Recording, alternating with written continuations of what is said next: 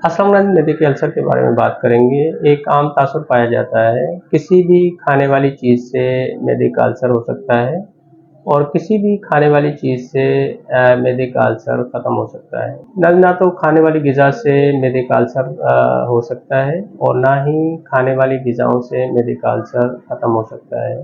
तो फिर कौन सी चीज़ें हैं जिनसे मैदे का अल्सर हो सकता है और ऐसी कौन सी चीज़ें हैं जिनसे स्टोमक अल्सर ख़त्म हो सकता है?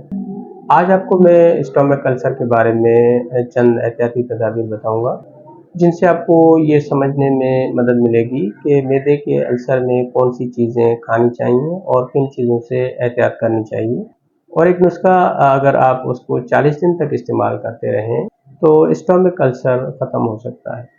पहले तो ये समझने की कोशिश करें, मैदे का अल्सर होता क्यों है।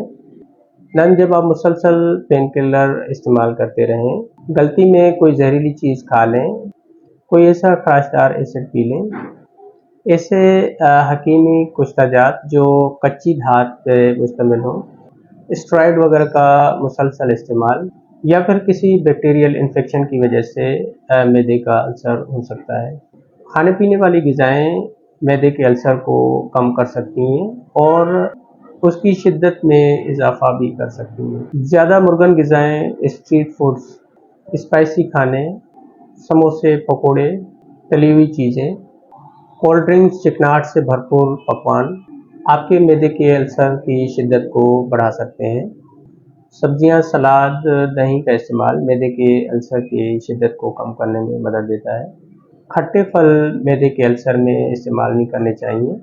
सेब, केला, शहद का इस्तेमाल, जैतून का तेल, रेशादार ग़िज़ाएँ और इसबगोल का इस्तेमाल स्टोमक अल्सर में बहुत ही फ़ायदा देता है। जवाइश मस्तगी 1 चम्मच सुबह के टाइम पे, 1 चम्मच रात के टाइम पे मुसलसल इस्तेमाल करने से स्टोमक अल्सर ख़त्म हो जाएगा। नाज़रीन, अपनी फैमिली का ख्याल रखें। अल्लाह हाफ़िज़।